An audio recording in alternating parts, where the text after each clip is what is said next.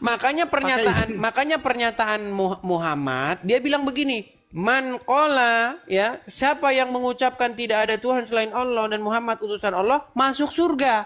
Tapi kan tidak berhenti di situ. Ada orang bertanya, sekalipun orang itu berzina, sekalipun orang itu mencuri, ya, walaupun berzina, walaupun mencuri. Artinya, makanya saya simpulkan, bahkan seorang Muhammad tidak paham makna daripada syahadat. Karena syahadat bagi Muhammad hanya di mulut saja, tidak dieksekusi dengan perbuatan. Buktinya apa? Walaupun berzina, walaupun mencuri, tetap masuk surga. Yang penting syahadat.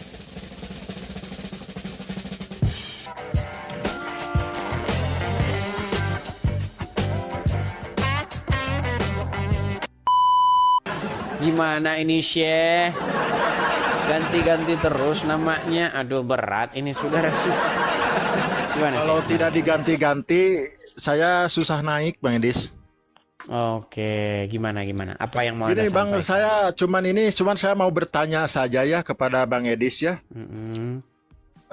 Saya bertanya tentang kalau di ajaran saya ada yang disebut Malhama Kubro atau yang disebut Perang Armageddon itu ya. Kalau di Alkitab mungkin ya, saya kurang tahu ya itu.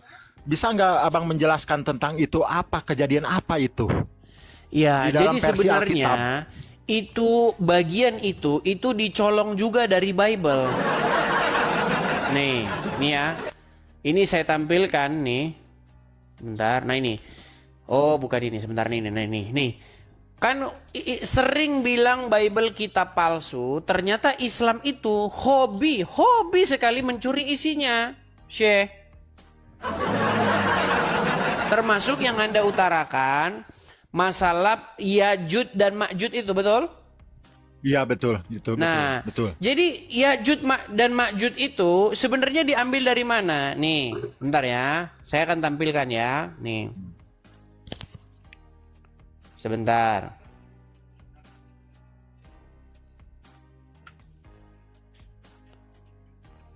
Itu adalah bagian yang dikutip atau biasalah dicolong lah, saya gunakan bahasanya ya, dari dalam Bible. Nih, saya tampilkan bacaannya nih. Perhatikan. Kita lihat yang versi bahasa Indonesia ya. Nih. Perhatikan Yajud dan Majud. Nih, kita buka dari sumber yang kredibel aja ya. Nih, saya tampilkan di layar. Oke, nih, Yajud dan Majud. Kalau misalnya kita membaca Al-Quran, Yajud dan Majud, nggak ada keterangan. Miskin keterangan. Perhatikan, di dalam Al-Quran ya, itu Quran ya, surat ke-18, 94, 97, musuh Zulkarnain sejenis dengan Gog dan Magog dari Alkitab. Secara tradisional diidentifikasi dengan suku Turki atau Mongol. Nih, perhatikan ya. Nih, Ya'juj dan Ma'juj adalah dua suku yang muncul pada akhir zaman. Mereka memiliki kekuatan sebagai perusak dan penghancur kehidupan di muka bumi.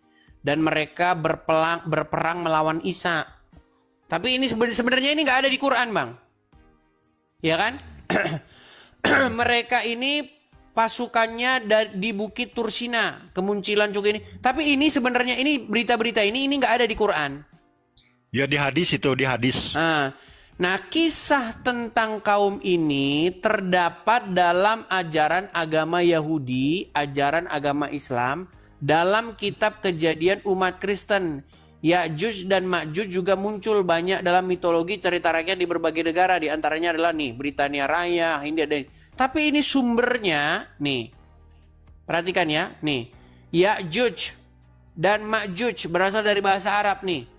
Berakar dari kata ujaj, yang berarti mengering, kemudian mengeras. Nih. Ini uraiannya ini, tapi tidak ada di Quran.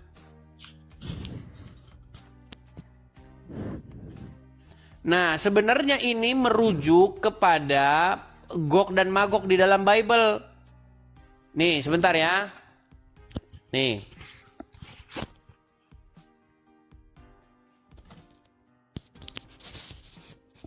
Sebentar. Nih, perhatikan ya.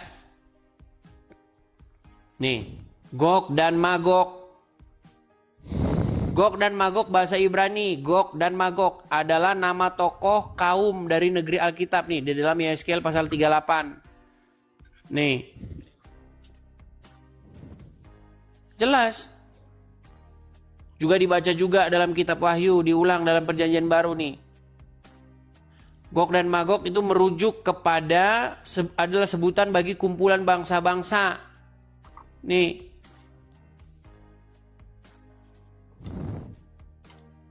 Pada Kekaisaran Romawi, Gog dan Magog dihubung-hubungkan dengan legenda gerbang Alexander yang konon didirikan Alexander Agung untuk merintangi bangsa Gog dan Magog. Ini sebenarnya sumber-sumbernya dari sini.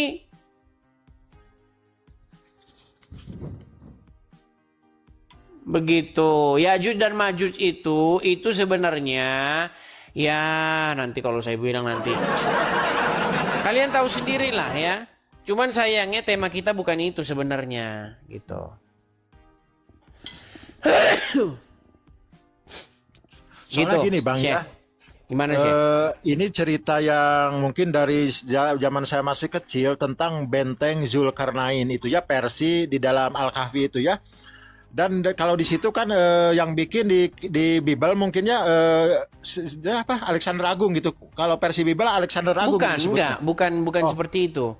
Itu sebenarnya dari tafsir-tafsir kemudian diambil oleh Al-Qur'an. Mungkin itu dari ajaran Yahudi atau dari ajaran ke sini itu tentang Alexander Ya, Agung Gog itu. dan Magog itu hanya ada di dalam Bible, di dalam kitab Perjanjian Lama dan Perjanjian Baru. Oh, Perjanjian Lama ta. Yang saya pertanyakan pada saat ini kan itu masih misteri Bang, gitu yang disebut gerbang itu yang dari timah itu, coran timah dan tembaga itu diceritakan sampai saat ini belum ada orang yang menemukan. Betul nggak? Iya, jadi sebenarnya kalau bicara tentang Bible itu sering merepresentasikan sesuatu itu dengan lambang. Jadi itu bukan berarti sebagai contoh ya misalnya dikatakan bahwa hukum itu biarlah dia menjadi tanda di dahimu dan menjadi lambang di tanganmu. Jadi maksudnya tanda di dahi itu maksudnya bukan ditempel begitu terus dicap kayak Wiro Sableng 212, bukan itu. Menjadi tanda di dahi itu maksudnya bahwa hukum itu terus-menerus ada di pikiran kita. Terus menjadi lambang di tangan, artinya kita eksekusi dengan perbuatan seperti itu. Nah, berbicara dengan Gog dan Magog itu juga berbicara bagaimana itu berbicara dengan tentang bangsa-bangsa nanti yang akan datang, yang akan muncul seperti itu. Ya, masalahnya kan kalau di ajaran saya itu Yajuj Majuj itu misteri Bang sebetulnya. Iya, mereka harus nyolong dari Bible untuk menjelaskan isi Al-Quran itu. Ya, Yajuj dan Majuj ini menurut saya misteri sampai saat ini belum ketemu apakah yang disebut Majuj itu teh bangsa atau kelompok atau sejenis manusia atau bukan, ya masih misteri. Kalau kita Jujur aja. membaca Al-Quran kita tidak akan mengerti. Makanya orang Islam adalah kaum yang tidak memuaskan diri dengan Al-Quran. Makanya saya bilang begini Syekh, ya. Nih, ketika seorang Islam menjelaskan isi Al-Quran, disitulah seorang Islam itu wajib dia itu berdusta.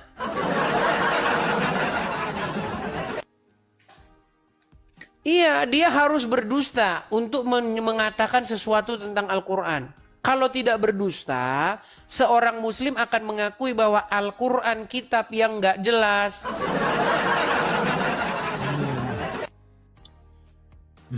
Ya memang sih pada dasarnya memang sih banyak kesamaan Bang Al-Quran sama di Bible itu. Sejujurnya saya pernah saya sudah sedikit membaca keseluruhan isi Al-Quran. Ya, saya juga pasti. sudah membaca keseluruhan isi Bible. Apa kesimpulan saya?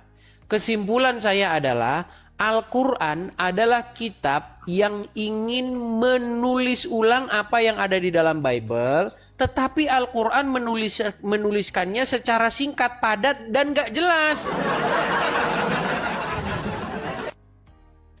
Ya kan kata dalam Quran kan ada kata-kata begini dan membenarkan kitab-kitab sebelumnya itu gitu. Iya, tetapi Betul, Kak. sayangnya ketika umat muslim ditanya, mana kitab-kitab sebelumnya yang dibenarkan itu, orang Islam tidak mampu menjawab. Makanya sekarang ini ada sesuatu yang lagi viral namanya Islamic Dilemma. Apa itu Islamic Dilemma? Teori Islamic Dilemma itu muncul belakangan ini ya. Itu adalah sebuah teori di mana Al-Quran itu sebagai buku yang sangat membingungkan. Kenapa? Karena Al-Quran memerintahkan untuk beriman kepada kitab Injil, tetapi Injil yang Quran menyuruh beriman kepadanya nggak ditemukan. Ya memang sih, ya memang benar begitu adanya memang. Atau Injil yang Quran disuruh merujuk kepadanya tidak membenarkan Al-Quran itu sendiri. Ini yang disebut dengan Islamic Dilemma. Itu sama kayak begini loh bang, sama kayak pernyataan seorang laki-laki terhadap seorang perempuan. Dia bilang begini, katakan kepada dia kalau kamu tidak percaya kepadaku. Ya kan? Ya. Ternyata setelah ditanya kepada perempuan yang disuruh kita bertanya kepadanya, perempuan itu tidak membenarkan omongan kita. Gitu. Jadi serba bingung. Iya. Memang sih ya saya juga kan tidak mungkiri Bang ya, kalau dalam tafsir itu memang banyak sih yang ngambil dari yang lain juga, seperti dalam tafsir Tobari. Mungkin Abang udah baca tafsir Tobari, mungkin Ya, sudahlah pasti. Tafsir Tobari, Jalalain, Ibnu Katsir, itu sudah saya baca semua. Ibnu Ishaq udah Ibn Ishaq. Ibn Ishaq itu sirah dia, buku sirah. Ya, Atau Sirah buku Nabawiyah riwayat tentang biografi Muhammad. Ya betul, tarikh Islam, kalau saya sebutnya tarikh Islam itu Sirah Nabawiyah sekarang ya. Itu kan Dan memang isinya kita harus akui bahwa orang muslim tidak bisa memahami Al-Quran kalau orang muslim nggak ngintip kitabnya orang Kristen. Saya kasih contoh bang, contoh yang paling sederhana nih. Saya kasih contoh yang paling sederhana. Ini temanya kita ini ya nih. Bentar. Menurut Al-Quran, Yusuf itu Nabi Yusuf ya, Yusuf dalam Al-Quran itu kan punya adik. Iya. Siapa adiknya namanya? Yang saya tahu yang adik bungsu Benyamin. Dapat dari mana? Dapat dari itu kalau nggak salah dari Bible itu. Yang saya tahu seperti dari Bible. Makanya saya bilang, wahai kaum muslimin, kalau kamu mengatakan Bible palsu, kenapa kamu colong isinya? Kalau dibilang, kapan saya nyolong? Pasti kan muslim bilang begitu. Nyolongnya kapan? Kenapa kalian mengatakan adik Yusuf namanya Benyamin? Dapat dari mana? Ya betul memang. Ya pasti dari nyolong isi Bible. Sebab kan memang sih kalau di Quran nggak ada yang menjelaskan siapa saudara-saudaranya. Ya ambilnya kan dari hadis itu. Pernah ada sebuah podcast yang terjadi antara Richard Lee dengan Donditan. Di mana Richard Lee bertanya kepada Donditan, dibilang, "Kok Dondi? Ya. Siapa murid-murid Isa itu? Ada berapa jumlahnya?" "Oh, menurut jumlahnya 12. Nama-namanya siapa? Sebutkan satu saja nama." "Oh, harus maling dari Bible seketika itu juga." Makanya saya bilang bang, tidak mungkin seseorang muslim bisa memahami isi Al-Quran tanpa seorang muslim itu akan menjulingkan matanya terhadap kitab yang dituduhnya palsu. Ngintip, harus ngintip bang, nyontek macam mana SD. Woi, jawaban lu apa coy? Itu dia, itu kerjaan orang Islam. Ya sebetulnya bang, yang saya ketahui memang kalau baca sejarah memang tidak ada sih sejarah yang saya tahu gitu kan. Saya carikan istrinya Nabi Ishak itu siapa, istrinya Nabi Musa itu siapa. Gak ada. Saya nemu nggak ada, tapi nemunya di kitab lain ada. Di Bible, iya. Ya ada. Justru kan Tapi umat mungkin muslim nanti akan mengklaim, oh itu dalam kitab tafsir kami. Tafsir taunya dari mana? Emang kitab tafsir dapat dari wahyu gitu? Ibnu Katsir bertapa di Gua Hira juga dapat wahyu gitu? memang Gini sih ya, yang menjadi masalah kita itu sekarang itu masalah kejujuran dan kemunafikan. Gini, kalau umat muslim ditanya, dari mana umat muslim tahu nama adik Yusuf itu Binyamin, murid-murid Isa itu Hawarion itu jumlahnya 12, nama-namanya ini. Muslim itu harus ngakuin bahwa mereka tahu dari kitab-kitab terdahulu. Artinya Muslim harus merujuk kepada kitab-kitab terdahulu. Tetapi umat Muslim kalau disuguhin Bible dibilang itu kitab palsu. Kitab palsu kok dirujuk sebagai kebenaran untuk menjelaskan Al-Quran? Gimana? ya saya bang, kalau masalah itu memang sih doktrin dari saya kecil juga seperti itu. Jadi kitab itu kan saya juga kan gini dari kecil saya diajarkan untuk mengimani rukun iman itu kan mengimani 4 kitab. Di antaranya Zabur, Taurat, Injil dan Al-Qur'an. Saya disuruh mengimani 4 kitab. Cuman pertanyaannya, Zabur di mana? Taurat di mana? Injil itu di mana? Saya tidak itu tahu. dia jadi masalah. Nah, umat Iya. Muslim sekarang, ya kan? Kalau ditanya Injil di mana? Injil sudah tidak ada lagi. Nah, terus kenapa Al-Quran memerintahkan untuk beriman kepada kitab yang nggak ada lagi? Nah, justru itu yang saya belum terpecahkan itu. Masalahnya kenapa di dalam pelajaran rukun iman itu ada termuat nama 4 kitab. Kalau itu udah yang 3 udah tidak ada, kenapa masih dimasukkan lagi? Udah satu aja, iman kepada Quran. Dan yang paling lucu, Syekh, Muhammad kan hidup tahun 600 sekian, abad ke-7. Iya, iya. Nah, di abad ke-7, kanonisasi terhadap Injil itu sudah selesai. Tidak ada lagi cerita kanonisasi setelah abad ke-7. Bayangkan, di abad Muhammad hidup abad ke-7, ada ayat yang mengatakan, hendaknya orang-orang yang kepadanya diberikan Injil memutuskan perkara berdasarkan apa yang tertulis di dalamnya. Betul? Ya, betul. Bagaimana mungkin umatnya disuruh memutuskan perkara berdasarkan Injil di abad ke-7, tapi Injilnya kagak ada? Ini kan sama saja ngomong begini, ada orang tua bilang sama anaknya. Misalnya anaknya Udin, kamu nanti pakai motor Yamaha RX King ya. Tapi motor Yamaha RX King-nya nggak ada.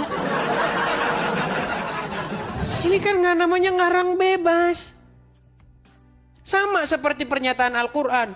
Orang-orang yang diturunkan Injil kepadanya hendaknya memutuskan perkara berdasarkan apa yang tertulis di dalamnya. Tapi kitabnya itu tidak ada lagi. Ya, betul. Gitu bang, makanya berat itu. Memang sih untuk saya pribadi sih sebetulnya kalau untuk saya kan terus belajar saja bang ya. Karena kan beragama itu, menurut saya ini beragama itu bukan kita masalah segi keturunan atau segi lingkungan, tapi harus pakai akal. Dari kecil saya dididik harus balig atau tamyid. Udah dewasa disebutnya mukalaf. Mukalaf itu orang yang sempurna akalnya. Jadi nggak ada agama untuk orang yang tidak sempurna akalnya. Ya menurut yang saya diajarkan dari kecil itu harus mukalaf. Ya saya kan usia udah tua udah harus mukalaf. Jadi bukan beragama itu bukan berdasarkan ikut-ikutan, keturunan atau lingkungan, tapi harus benar-benar dari hasil penelitian, hasil belajar yang betul-betul belajar itu. Saya suka orang yang beragama itu bukan karena ikut-ikutan, karena udah pencarian dia. Dan akhirnya dia berlabuh di mana? Ya nggak tahu gitu. Ya, tapi faktanya begini sih. Faktanya di lapangan umat Muslim itu kebanyakan dari mereka itu ikut-ikutan beragama.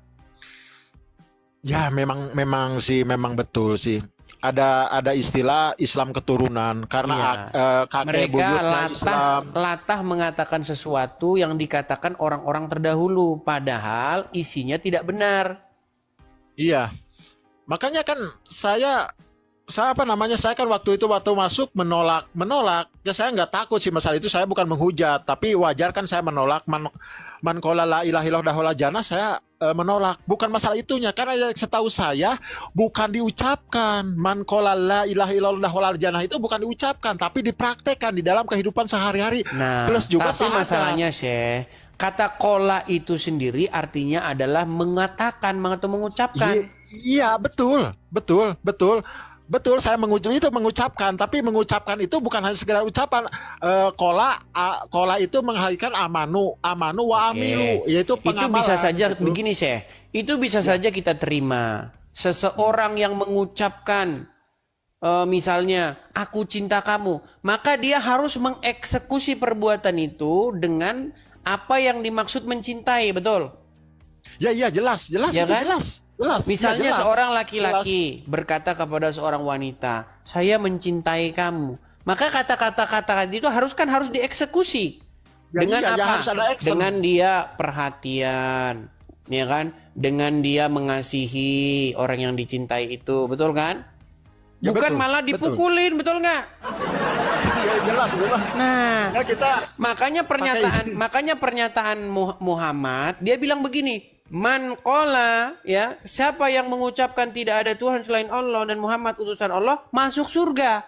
Tapi kan tidak berhenti di situ. Ada orang bertanya, sekalipun orang itu berzina, sekalipun orang Ya. itu mencuri, ya, walaupun berzina, walaupun mencuri.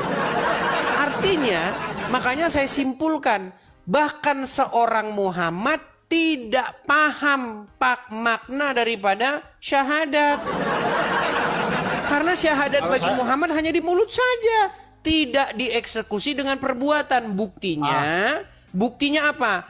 Walaupun berzina, walaupun mencuri, tetap masuk surga. Yang penting syahadat.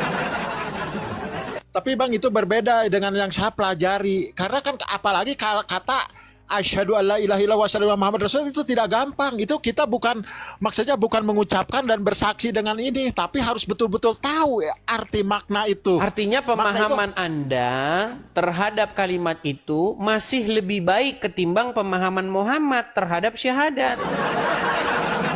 Kalau menurut Muhammad syahadat itu eksekusinya itu walaupun berzina, walaupun mencuri tetap bermasuk surga. Tapi kita kembali lagi kepada isi syahadat itu ya Bang. Saya tidak mungkin dan sangat tidak percaya andaikan orang sudah bersyahadat bisa melakukan itu, sangat tidak percaya. Harusnya secara normal ketika seseorang mengucapkan tidak ada Tuhan selain Allah, maka yang harus diutamakan di dalam diri dia itu adalah melakukan apa yang diperintahkan oleh Allah. Betul? Ya, betul. Nah, ternyata ada sahabat bertanya, walaupun dia berzina ya Rasulullah, walaupun dia mencuri, dia jawab, walaupun berzina, walaupun mencuri. Yang penting mengucapkan kalimat syahadat. Ini bertentangan. Kalau untuk menurut saya bertentangan, Bang. Sangat bertentangan Tapi ini. ya udah begitu, Dan mau bagaimana? Iya, tapi kalau begitu kita enak aja. Kalau begitu ya udah, ketika saya sudah asyhadu alla ilaha illallah wa asyhadu anna muhammadar rasul, besok melakukan kebaikan, tenang, besoknya syahadat lagi. Besoknya kayak gitu lagi, salah. Besok gitu, agama apa itu, Bang? Makanya saya bilang indahnya agama Islam. Bukan indah, Bang. Buruk itu. Indah dari mana itu?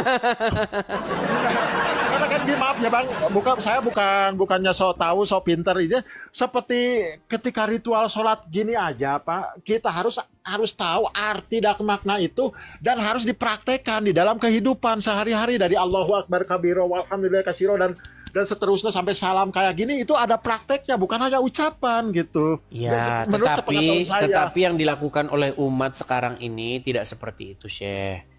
Umat Memang sekarang benar. ini yang penting itu adalah ritual atau gerakan-gerakan badan. Betul. Iya. Saya juga kan pernah lihat di YouTube Ustadz Abdul titik-titik ditanya sama jamaahnya, Pak Ustadz, kalau saya tidak mengerti arti bacaan sholat itu gimana? Ya tidak apa-apa, sholat aja, tidak apa-apa, tidak wajib mengerti. Nah di sini saya menolak, kok kayak gitu pembodohan. Terus kita mengucapkan tidak tahu artinya, orang apa? Seperti ya nggak ngerti lah. Contohnya Seperti gini, robot. ya seperti saya mengucapkan kalau gini, Alhamdulillahirabbil alamin. Apa artinya? Nggak tahu lah.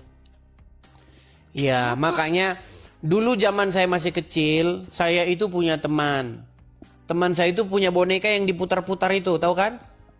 Iya, iya. Nah, ketika boneka itu diputar-putar, dia melakukan sesuatu. Kayak gitu, dia nggak tahu dia itu ngapain. Iya. Yang penting dia sesuai dengan apa yang disettingkan kepada dia untuk berbuat seperti itu. Ya, jadi kan ini maaf ya, jadi kan saya juga jadi bahan bulian lah, termasuk abang juga membuli kan itu viral di TikTok itu nyanyian abang itu AIO, AIO. Makanya saya bilang, Bang, kan sudah saya pernah bilang, ketika Anda mengucapkan sesuatu, tetapi Anda tidak mengerti apa yang Anda ucapkan, itu sama seperti Anda bernyanyi tadi itu. Ditanya apa-apa itu artinya, amin. Saya juga kan jujur aja Bang ya, saya juga bukan sok pinter, saya juga suka diskusi. Marilah kita belajar lagi apa yang kita praktekkan, ritual itu dari kayak gininya, dari sampai bacaannya haruslah dipelajari supaya lebih mengerti dan lebih berkualitas. Karena gini Bang, maaf ya, bukan saya sok pinter jadi muslim. Ketika kayak gini-gini doang tanpa tahu arti maknanya, jatuhnya kemana? Fawailul lil musholin. Neraka Orang-orang yang sholat seperti mabuk. Ya, satu itu. Ya, kedua kan jangan engkau mendekati kepada sholat sehingga kamu sedang mabuk. Ya, di situ ada dua yang saya temukannya dari Ar-Ra'aita Al-Maun ayat 4, fawailul lil musholin, celakalah orang yang sholat. Orang-orang yang sholat. Harusnya kan umat Islam itu protes, bertanya, kenapa saya sholat tapi kok saya bisa celaka? Nah, harusnya itu yang jadinya dipertanyakan gitu, jangan terus aja ritual dia. Karena kan dengan gerakan yang kayak gini, dengan bacaan, saya sudah belum masuk kategori penyembahan kalau buat saya itu. Kalau ini untuk kepercayaan saya, tetap harus ada istilahnya apa? Actionnya gitu. Kita sholat, actionnya gimana? Ya, Kalau kata Rizal nggak usah. Yang penting begini-begini masuk surga. Betul Rizal? Halo, assalamualaikum warahmatullahi Bang Rizal. Dis, ya. Udah lihat nih. Coba, Syekh, Anda Muslim mengucapkan salam kepada Rizal, nggak ada, dia nggak membalas salam. Waalaikum. Ngeri. Jadi sebetulnya Bang, kalau dalam kaidah bahasa Arab, wa'alaik itu pakai kop, itu sebenarnya sangat kasar itu. Kalau pakai kaf, wa'alaik lebih, kalau wa'alaik, wah itu binasalah untuk kamu. Wah, Nah, keren. tuh dengerin. Anda diajarin ini sama Syekh ini. Dis. Tidak ada satu umat Islam pun hari ini ya, bahkan anak TK saja dia sudah tahu apa makna-makna dan lafalan dari sholat itu ya. Nggak ada satu orang Islam pun. Coba kalau kalian mau tes ya, coba kalian Syekh, tanya, gimana saya nanggapin orang kayak begini Syekh? Coba tuh. mana ada orang Islam yang dari kecil dia belajar, kecuali agama kalian memang agama doktrin ya. Nggak ada. Coba dari mana logikanya ya, darah Yesus itu mampu menghilangkan dosa ya, mampu menghapus dosa. Coba dari mana? Makanya benar kata Profesor Emon Jakub bahwa ini adalah dongeng dan imajinasi ya. Emang maksudnya sebentar. Ini Rizal nih kalau dia ini kayaknya nggak bisa dengar suara kita, makanya dia ngomong terus nih. Kau dengar dulu ya. Apa itu dongeng? Dongeng adalah cerita untuk menghibur orang yang akalnya belum stabil, ya. Jadi kalian orang-orang yang akalnya belum stabil, kembalilah stabilkan akal kalian ya. Jangan kalian mau terpengaruh oleh dongeng yang disampaikan ini dari hasil penelitian bahwa ini adalah dongeng dan imajinasi. Kemarin sudah kata kita orang bahas Islam. itu Rijal. Itu bukan kata orang Islam, itu kata profesor kalian yang telah melakukan penelitian, ya. Kemarin udah kita bahas itu. Adakah orang Islam yang melakukan penelitian lalu mengatakan bahwa Al-Quran itu adalah dongeng? Nggak ada satupun. Jangankan orang Islam, orang di luar Islam saja nggak pernah mengatakan bahwa Al-Quran adalah dongeng. Ini kalian dari kalangan kalian sendiri mengatakan bahwa ini adalah dongeng dan imajinasi. Bagaimana kitab yang diyakini sebagai kitab suci berasal dari dongeng dan imajinasi? Udah. Gimana akal dan bicaranya pikiran udah. kalian ya? Coba. Udah bicaranya. Ya silakan. Ngos-ngosan begitu Rijal. Kenapa kamu ngos-ngosan Rijal? Kenapa? Emosi. Nah, dia dibisukan ngomong nggak tahu apa yang ngomongin. Kenapa kamu Dari mana emosi, kami itu nggak ada yang ngos-ngosan emosi, begitu? Dik. Ada apa? Kalian sudah mendengar berita terbaru saat ini. Bagaimana ya orang-orang Wahyudi berteriak ya Iran please ya please Iran Satu dibahas stop. lompat lagi ke yang lain gitu. Rijal, kalau membahas, kamu bisa nggak kalau membahas sesuatu itu satu kelar dulu baru lompat ke yang lain? Ya Bisa? silakan kita bahas silakan. Kemarin itu sudah kita bahas. Belum selesai. Kamu bilang, ini gimana nih Rijal nih? Kamu bisa dengar suara saya nggak, Jal? Silakan. Kamu bisa dengar suara saya nggak? Bisa silakan. Kemarin kamu sudah mengatakan bahwa Bible itu berisi dongeng-dongeng menurut pakar ini, pakar itu. Dan kamu sudah mengiyakan betul bahwa Bible itu dongeng-dongeng, benar? Iya benar. Oke. Di dalam Bible ada peristiwa bagaimana Musa membelah laut Teberau ketika membawa Bani Israel keluar dari Mesir. Nah, kata Anda, menurut Anda tadi, dengan mengutip pakar-pakar Bible, itu dongeng, benar? Betul? Dari profesor ahli sejarah. Ya udah, itu dongeng. beragama Sebentar, jangan kau ulang lagi. Nah, sekarang di Qur'anmu ada nggak Musa membelah laut?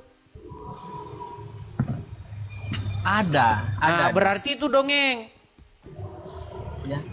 Dongengnya bukan seperti itu. Kau dongengnya berasal. Coba lah ini gimana ini Kau di Rijal dalam nih? Alkitab, ya. Sebentar, Jal, dengar. Saya mau gunakan lo pikiran kamu. Dengar dulu sebentar, pelan-pelan, tenang. Kalian. Apakah di dalam Quran ada peristiwa Musa membawa Bani Israel kemudian membelah laut, ada nggak? Udah. Ada. Itu dongeng nggak? Udah boleh ku jawab? Dijawab dulu, itu dongeng atau tidak? Silakan nanti kau bilang aku motong-motongmu. Silakan kau Enggak, selesaikan saya tanya dulu. sama kamu, dijawab dulu, itu dongeng atau tidak? Baik, ya. Cerita tentang Musa membela lautan itu. Itu Yang saya tidak tanya dongeng. itu dongeng atau tidak? Beginilah debat andalan. Hotel-hotel. Udah kau dibawa dulu Rijal. Aduh, kau ini standar ganda terus dari dulu.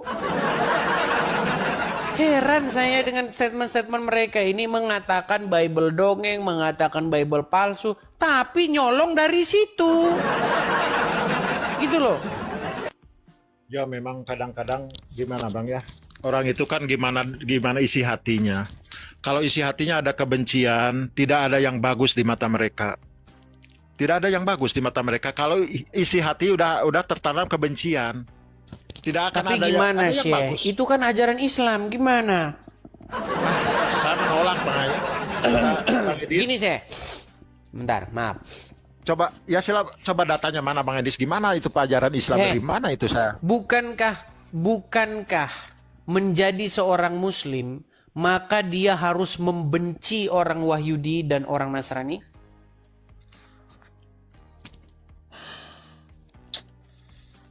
di dalam hadis. Ya. Saya kurang percaya terhadap hadis-hadis itu. Iya, nah kalau masalah kurang percaya ya saya mau bilang bagaimana Syekh, tapi begitulah Iya. bunyi hadis yang dipercaya oleh umat muslim. Karena kan Bang, maaf ya, kalau hadis itu ya yang saya tahu itu masalah hadis diterbitkannya di era kejayaan Islam, era Abbasiyah ya. Di situ udah ada Bang kepentingan-kepentingan di sesupir kepentingan-kepentingan udah ada itu ya. Udah ada gitu. Bahkan muslim dan muslim juga kontroversi di situ. Sejujurnya gitu. Seperti apa Abang kenal Ibnu Syihab? Mm-mm. Ibnu Syihab kan dengan Dokter Cakra itu udah berapa jam dia diskusi masalah hadis itu di YouTube sampai 5 jam kalau nggak salah. Ibnu Syihab dan yang lain-lain ada di YouTube. Diskusi karena untuk masalah hadis itu memang sih ya saya boleh menerima hadis dengan catatan yang tidak bertentangan dengan Al-Quran itu sendiri, Bang. Oke, coba kita kasih naik Didis Okio. Muslim, Bang? Halo?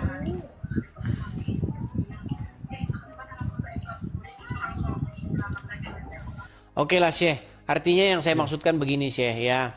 Ya. Ketika orang muslim sangat benci terhadap Bible, mengatakan Bible dongeng-dongeng, Bible karangan-karangan, saya cuman pesan begini. Jangan kalian bilang seperti itu. Kenapa? Karena ulama-ulama kalian, para mufasir-mufasir kalian, itu nyolong atau merujuk dari kitab yang kalian fitnahkan itu. Ya seperti barusan Bang Rijal kan sejujurnya ketendang juga. Seperti mengatakan isi Bible itu dongeng, bohong lah gitu. Kalau bisa dongeng, ternyata ada yang sama dengan Quran. Gimana? Iya, makanya saya bilang ketika umat Tendang juga. muslim melecehkan Bible, sebenarnya di detik yang sama dia lagi melecehkan Al-Quran. Karena isi Al-Quran itu isinya banyak diambil dari Bible. Ya memang banyak yang sama itu. Iya. Banyak yang sama. Masalahnya begini, Syekh. Banyak orang tidak pernah membaca keduanya, lalu buru-buru menyimpulkan seperti yang dilakukan banyak umat muslim. Yang dibaca Quran doang, Bible nggak pernah baca. Coba kalau dia pernah baca Bible, pasti dia akan bilang, sesungguhnya kitabku ini isinya banyak nyolong dari Bible-nya orang Karesten. Ya mungkin saya berarti belum sampai sana Pak, kalau saya. Ya tapi ya sejujurnya sih saya kalau masalah kitab saya sendiri seperti Al-Quran itu, kalau secara translate saya mengerti semuanya. Tapi kalau isinya saya jujur aja masih belajar, belum mengerti semuanya gitu. Kalau secara translate bahasa ya saya ngerti gitu. Saya belajar gitu. Kalau isinya ya saya nggak ngerti. Seperti ini tafsir ini dari mana saya mendapatkan tafsir ini, cerita ini, taruhlah ya.